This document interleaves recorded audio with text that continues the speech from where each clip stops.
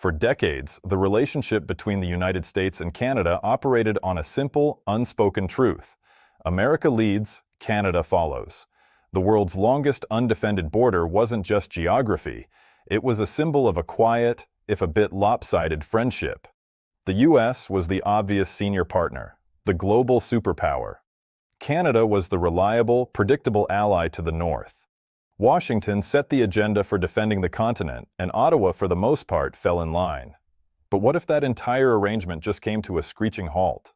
There's a story taking hold, whispered in political backrooms and blasted across the internet. It's a story of a quiet revolution, a decisive, multi-billion-dollar power play that supposedly has Washington reeling. The headline is explosive. Mark Carney's $8 billion border plan just shocked Washington. It paints a picture of a bold new Canada, a country rearming, rebuilding, and reclaiming control of its own destiny. It's a powerful story, but here's the thing. That explosive headline? It's not exactly true. While Mark Carney is indeed Canada's Prime Minister as of early 2026, you won't find a single signed and sealed $8 billion border plan on any government website.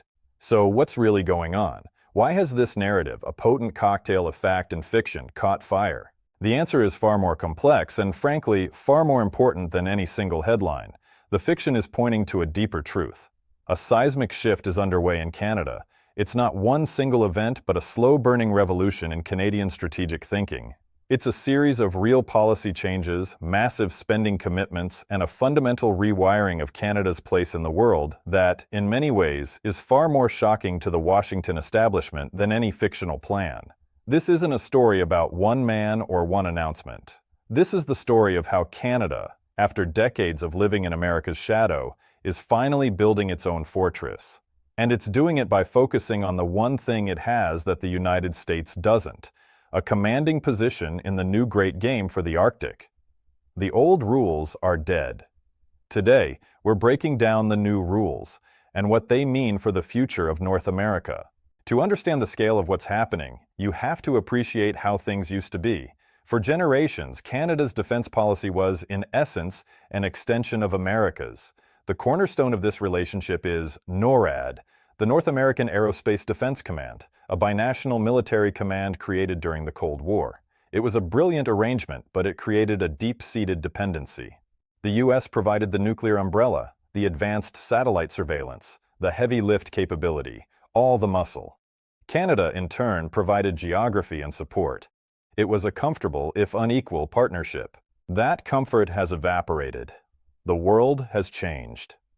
In April 2024, the government released a pivotal document, a new defense policy update titled, "Our North Strong and Free." This wasn't just a routine update, it was a declaration of a new philosophy. The document acknowledges a world that is growing darker and more chaotic, explicitly naming Russia and China as disruptive powers with ambitions in the Canadian Arctic. The policy commits Canada to a massive increase in defense spending, an additional $8.1 billion over 5 years and a staggering $73 billion over the next 2 decades. This investment is designed to do one thing: build a Canadian armed forces that can act independently to protect Canadian sovereignty, especially in its own northern backyard. The language itself signals a profound break from the past. Where previous policies emphasized partnership, "Our North, Strong and Free" is saturated with the language of sovereignty and self-reliance. It speaks of the urgent need to defend Canada's Arctic against new and accelerating threats. This is the core of the new Canadian doctrine. The understanding that in an era of great power competition, relying on your neighbor, even a friendly one, is no longer a viable long-term strategy. The quiet consensus in Ottawa is that Canada must be able to defend its own interests on its own terms. This new thinking was accelerated by real-world pressures. For years, Washington has publicly and privately criticized Canada for not meeting its NATO commitment to spend 2% of its GDP on defense. While the 2024 policy only projected spending to reach 1.76% of GDP by 2029-30, the pressure remained intense. Under Prime Minister Mark Carney's government, Canada finally hit that 2% target in 2025, spending over $60 billion on defense. At the same time, U.S. concerns about border security have reached a fever pitch. In late 2024, rhetoric from a new U.S. administration described the Canadian border as a potential national security vulnerability, citing a rise in irregular crossings and a desire to crack down on illicit activities. This kind of pressure from Washington, whether driven by policy or politics, has lit a fire under Canadian policymakers. The border is no longer just a symbol of friendship, but a potential political weapon to be used against Canada. In response, Ottawa acted. In late 2025, the government announced a plan to spend over $600 million to hire 1,000 new Canada Border Services Agency (CBSA) officers. The stipend for new recruits was quadrupled to attract more talent, and retirement rules were changed to keep experienced officers. These aren't just administrative tweaks. They are part of a real, multi-billion-dollar effort to harden Canada's borders with more personnel and advanced surveillance technology. This is the real context behind the sensational headlines. It isn't a single shocking $8 billion border plan from one leader. It's a constellation of real, interconnected policy shifts and spending commitments totaling tens of billions of dollars. It's a government-wide pivot towards security and sovereignty, driven by the stark realization that the world is no longer a safe place for middle powers who can't defend themselves. The age of Canadian complacency is over. The true heart of Canada's strategic revolution lies in the north. For a century, the Arctic was an afterthought, a vast, frozen expanse on the edge of the national consciousness. Today, it is center stage, the nexus of Canadian security, sovereignty, and economic ambition. This is where the quiet shift in policy becomes a tangible, multi-billion-dollar reality that is indeed making Washington sit up and take notice. The melting polar ice caps aren't just an environmental crisis, they are opening up a new frontier for global competition. New shipping routes, like the Northwest Passage, are becoming viable, potentially slashing travel times between Europe and Asia. Beneath the thinning ice lies a trove of critical minerals, oil, and gas. Russia and China are not waiting for an invitation. Moscow has been systematically rebuilding its Cold War-era military bases, while Beijing, a self-declared near-Arctic state, is aggressively investing in icebreakers and scientific missions, thinly veiling its strategic ambitions. Canada has woken up to the fact that its claim to this vast territory is no longer guaranteed by lines on a map. Sovereignty, they now understand, must be enforced. The single biggest investment in this new reality is the modernization of NORAD. In June 2022, the Canadian government announced a monumental commitment, $38.6 billion over 2 decades to overhaul its contribution to continental defense. This is the largest investment in NORAD in a generation, and its focus is almost entirely on the north. The plan includes building a new Arctic over-the-horizon radar system, set to be operational by 2028, followed by a polar over-the-horizon radar system to cover the highest reaches of the Arctic. These systems are designed to detect modern threats like stealthy cruise missiles and hypersonic weapons that render old surveillance obsolete. It's about replacing a picket fence with a fortress wall, giving decision-makers in Ottawa and Washington precious extra minutes to respond to an attack. But surveillance is only one piece of the puzzle. You can't control what you can't reach. A huge chunk of the new spending is dedicated to what the military calls northern basing, upgrading key airfields in places like Inuvik, Iqaluit, and Yellowknife. These will be forward operating locations for Canada's new fleet of 88 F-35 fighter jets, a procurement that itself represents a massive leap in capability. They will also support new long-range missiles and a fleet of P-8A Poseidon maritime patrol aircraft, the world's most advanced sub-hunters. This is where Washington's quiet assumptions begin to crumble. For years, the U.S. military has operated in the Arctic with near-total freedom. Canada's investments mean that soon, the U.S. will no longer be the only major military power with a significant modern presence in the North American Arctic. Canada is building the capacity to monitor and control its own airspace and maritime approaches. The shock, however, goes beyond military hardware. The most transformative part of Canada's Arctic strategy is infrastructure. For decades, the North has been a disconnected patchwork of fly-in communities, reliant on seasonal ice roads that are becoming less reliable with every passing winter.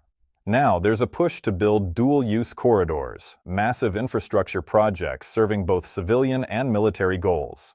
The most prominent is the Mackenzie Valley Highway. This long-proposed project aims to build an all-season road connecting communities in the Northwest Territories, with a second phase planned to extend all the way to Inuvik on the Arctic coast. A completed highway would be a nation-building project on the scale of the original Canadian Pacific Railway, creating a land route to the Arctic Ocean for the rapid movement of troops and supplies. Another project of similar scale is the Grays Bay Road and Port Project in Nunavut, which involves building a 230-kilometer all-season road to a new deep-water port on the Arctic coast. This port would not only facilitate mineral exports, but would also serve as a crucial naval facility for Canada's new fleet of Arctic and offshore patrol ships. These projects, sometimes bundled in speculative reports under a $10 billion Arctic corridor banner, are a physical declaration that Canada will control the gateways to its own territory. For Washington, this is a double-edged sword. A stronger Canadian presence in the Arctic is welcome, but it also represents a loss of relative influence. An Arctic where Canada controls key ports and transportation corridors is an Arctic where the United States will have to ask for access, not assume it.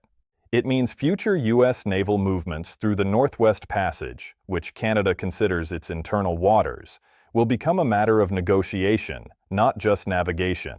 The shock in Washington isn't one of anger, but of adjustment to a new, more assertive, and far more independent partner. Before we get into how this all ties into a new industrial revolution for Canada, I want to hear from you. Is this massive investment in the Arctic a necessary move for Canadian sovereignty, or is it an expensive gamble? Let me know your thoughts in the comments. And if you're getting value from this breakdown, be sure to hit that subscribe button so you don't miss what's next.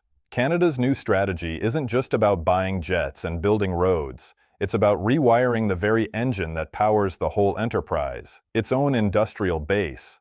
This is the most direct and unapologetic part of Canada's pivot to sovereignty, captured in a policy that can be boiled down to, "We will build it ourselves." In February 2026, Prime Minister Carney's government launched Canada's first-ever comprehensive defense industrial strategy.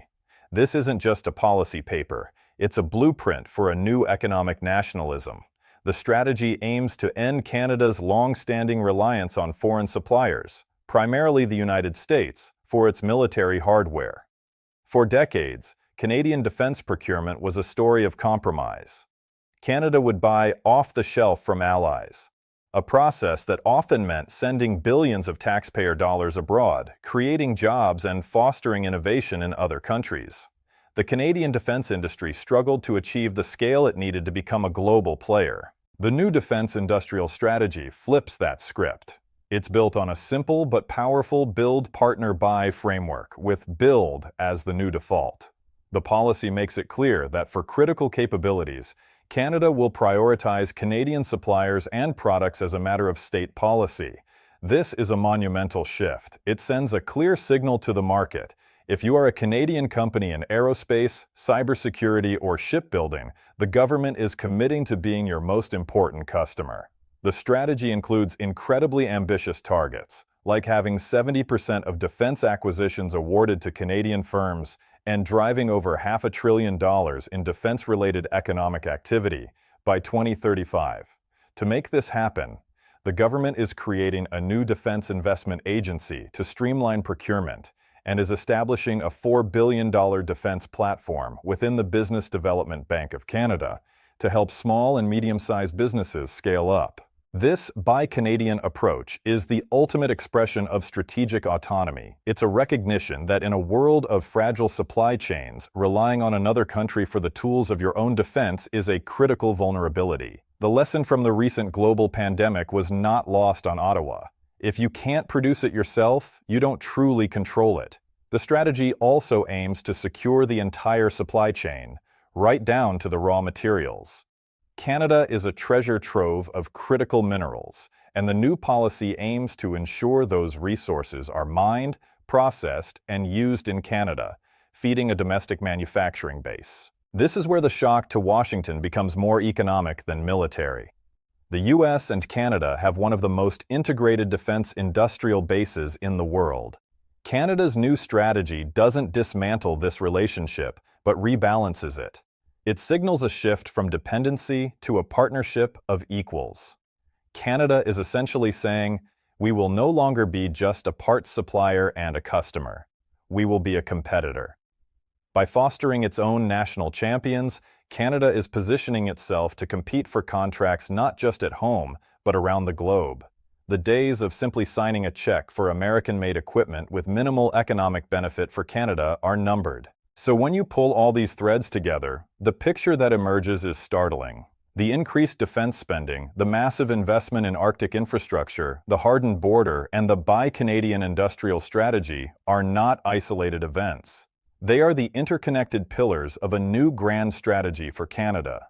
It's a quiet but firm declaration of independence from the post-Cold War order that defined North America. This is a fundamental re-evaluation of Canada's place in the world. The shock to Washington isn't about any single plan. It is the slow, dawning realization that the junior partner is growing up and demanding a different kind of relationship. The era of the United States setting the continental agenda and expecting Canada to follow is ending.